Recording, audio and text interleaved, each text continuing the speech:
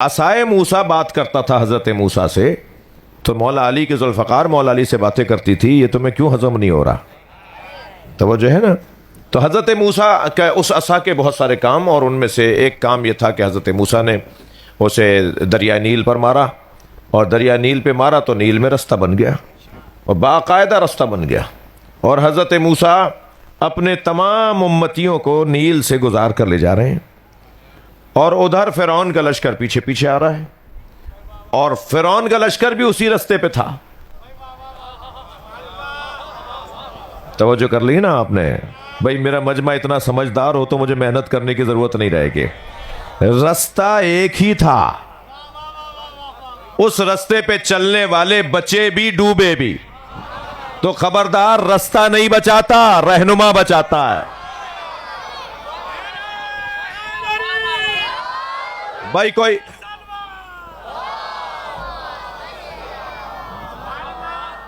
کوئی غلط فہمی نہ ہو جائے تو یہیں ایک جملہ کہہ دوں، راستہ نہیں بچاتا، رہنما بچاتا ہے۔ ایسا رہنما مانو جو خود رستہ بھی ہو۔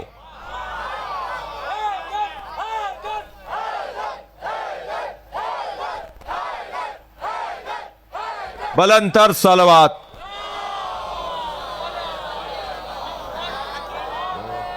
علی کا چہرہ لحد میں اتر کے دیکھتے ہیں، جو زندگی میں نہ دیکھا تو وہ مر کے دیکھتے ہیں۔ نجات مانگے گی امت تو کہے گا رسول، رکو ذرا علی سے بات کر کے دیکھتے ہیں۔ چمک جو عرش پہ جاتی ہے فرش مجلس سے، فقیر ادھر سے نظارے ادھر کے دیکھتے ہیں۔ نشان پائے علی کس قدر حسین ہے تو، یہ آئینہ بھی تجھے بن سور کے دیکھتے۔ یہ کوہ طور نجف ہے، یہاں نظر جھکا کے چلو، یہاں پہ حضرت موسیٰ بھی ڈر کے دیکھتے۔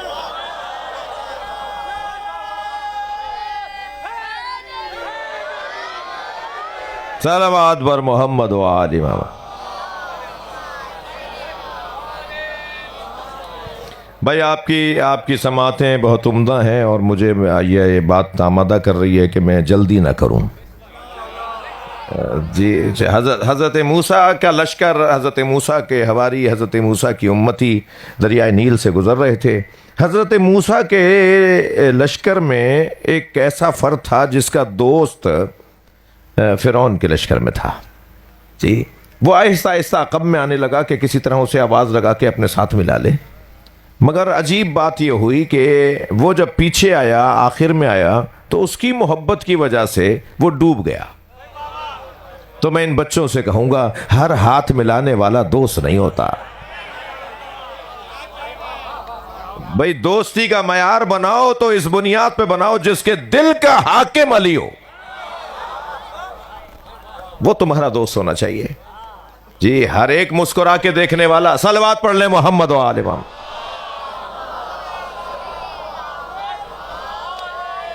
خاص خیال رہے، اتفاق سے مجلس میں اکثریت جوانوں کی ہے، خاص خیال رہے کہ ہر ایک سے دوستی مت کرنا، ہر ایک کو رازدار مت بنانا، ہر ایک کے ساتھ اپنا راز مت بتانا۔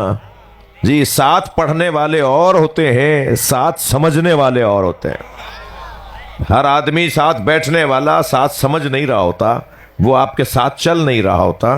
لہذا دوستی کے کچھ معیارات ہیں، کچھ پیمانے ہیں، کچھ کسوٹیاں ہیں۔ کچھ لوگ تو خود تو ڈوبتے ہیں، میں جان بوجھ کے مصرع توڑ رہا ہوں اس لیے کہ مجلس ہو رہی ہے، غزل نہیں ہے، تو وہ خود تو ڈوبتے ہیں، آپ کو بھی لے ڈوبیں گے۔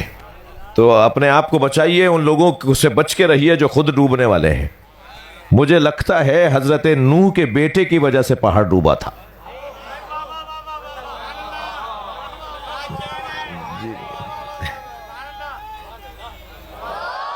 پہاڑ پہ چڑھ رہا ہے، حضرت نوح فرما رہے ہیں آؤ کشتی میں آ جاؤ، کہنے لگا مجھے پہاڑ بچا لے گا، اور جیسے جیسے پانی بڑھنے لگا تو یہ اوپر چڑھنے لگا، یا میں کہتا ہوں یہ اوپر چڑھ رہا تھا تو پانی بڑھ رہا تھا، یعنی ان کی وجہ سے پانی بڑھ رہا تھا یا پانی کی وجہ سے یہ چڑھ رہے تھے؟ جی میرا تو دل کہتا ہے ان کی وجہ سے پانی بڑھ رہا تھا، اور ایک مرتبہ یہ چڑھتے چلے گئے، پانی بڑھتا چلا گیا، اور پہاڑ کو تو ڈوبنا نہیں تھا، انہوں نے پہاڑ کو بھی ڈبو دیا۔ تو بہت سارے لوگ پہاڑ جیسوں کو ڈبو دیتے ہیں. بھائی میں اردو میں خطابت کر رہا ہوں, صلوات پڑھ لیں محمد و آل محمد.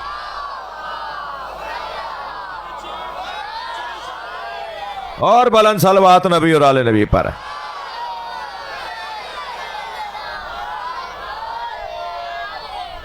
توجہ کر لیا آپ نے؟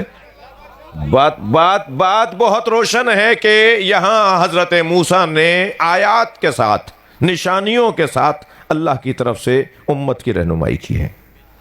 کیا ہے آیات کا, کیا ہے حضرت موسیٰ کو حکم؟ ان اخرج قومک من الظلمات الی النور, اپنی قوم کو ظلمتوں سے نکال کر نور کی طرف لے جاؤ. کام یہ ہے حضرت موسیٰ کا کہ اپنی قوم کو ظلمتوں سے نکال کر نور کی طرف لے جائیں. عجیب بات ہے, قرآن مجید میں نور کی جمع نہیں آئی ہے, ظلمت کی جمع آئی ہے, ظلمات, مگر نور کی جمع نہیں آئی ہے. نور تو بھائی ایک ہی ہوتا ہے, اس کے آنے سے 85 ظلمتیں بھاگتی ہیں اور اس کے جانے سے 85 ظلمتیں آ جاتی ہیں. آپ اسی چوک کے اوپر اپنے ہی آبادی کے اندر چاراہے پہ لگے ہوئے بلب کی مثال لے لیجئے. اگر آپ کے چاراہے پہ لگے ہوئے بلب کو علاقے کے بد تہذیب بچے پتھر مار کے پھوڑ دیں تو اندھیرا ہو جائے گا نا, اور اندھیرا ہونے سے ہوگا کیا؟ راہزن سے نہیں بچ سکیں گے, ڈکیت سے نہیں بچ سکیں گے, رستے کے گڑھے کو نہیں دیکھ پائیں گے, سامنے آنے والی گاڑی کو نہیں دیکھ پائیں گے, رستے میں پڑے ہوئے پتھر کو نہیں دیکھ پائیں گے. ایسا ہی ہے, کوئی جانور, کوئی موذی حملہ کرے گا تو وہ نظر نہیں آئے گا. تو نور ایک گیا, ظلمتیں 50 آ گئیں. اور آپ برخلاف اگر نور لگا دیں, روشنی روشن کر دیں, تو پھر وہ 85 ظلمتیں خود ہی بھاگ جائیں گی. تو ظلمتیں جمع ہیں, نور ایک ہی ہے. اب اگر آپ کے علاقے کے بد تہذیب بچے جمع ہو کر پتھر ماریں اور بلب کو توڑ دیں, بلب کو پھوڑ دیں, روشنی گل کر دیں, روشنی بجھا دیں, تو ایک روشنی کے جانے پہ پریشانیاں ہی پریشانیاں. تو علاقے کے مہذب لوگ جمع ہو کر درخواست لکھیں گے متعلقہ ادارے کو کہ صاحب ہماری گلی کے فلاں چوک کے اوپر جو بلب جل رہا تھا وہ فیوز ہو گیا ہے, وہ ٹوٹ گیا ہے, وہ پھوٹ گیا ہے, آپ دوبارہ سے بلب لگا دیجئے.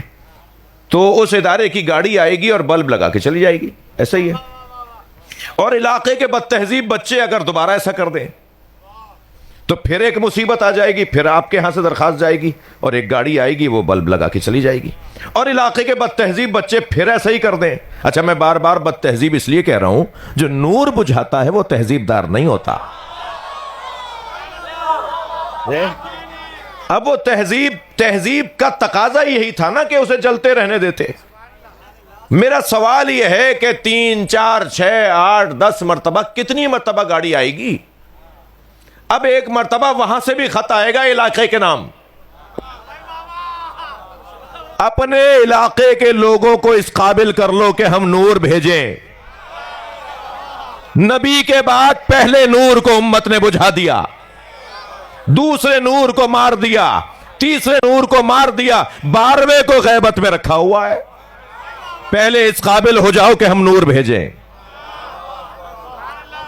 تو ہم تو نور بھیجنے کو تیار ہیں.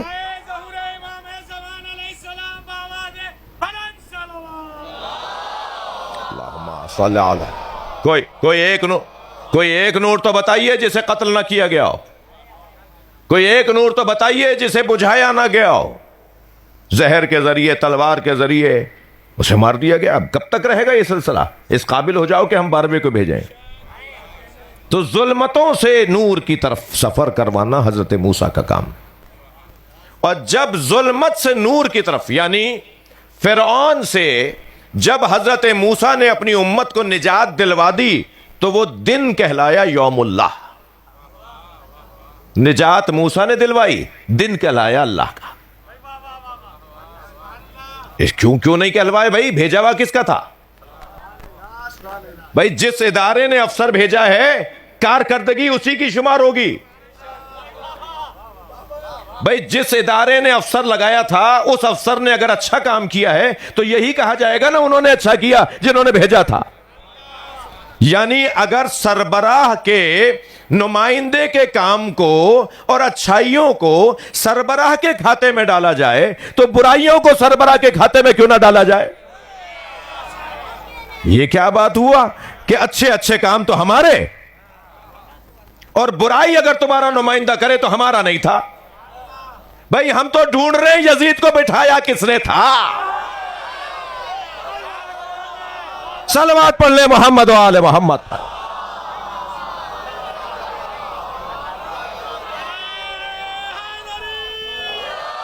بلندر صلوات محمد و آل محمد.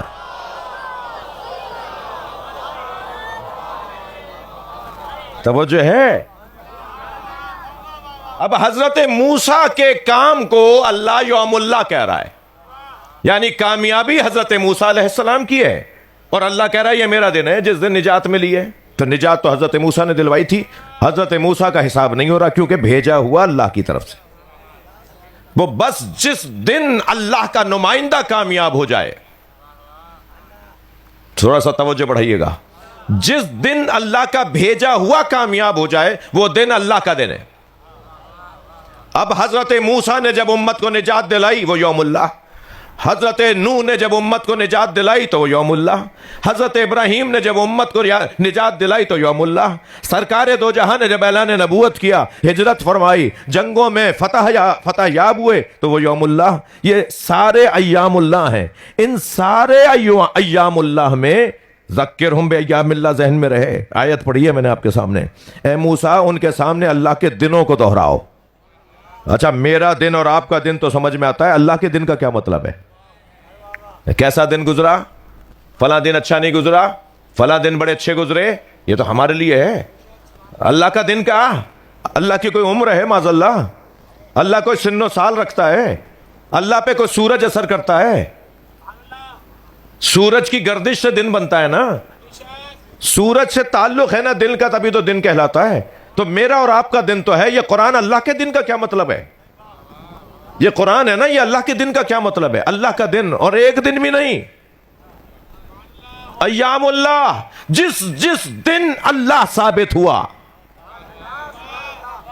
جس دن اللہ کی حاکمیت ثابت ہوئی وہ یوم اللہ ہے.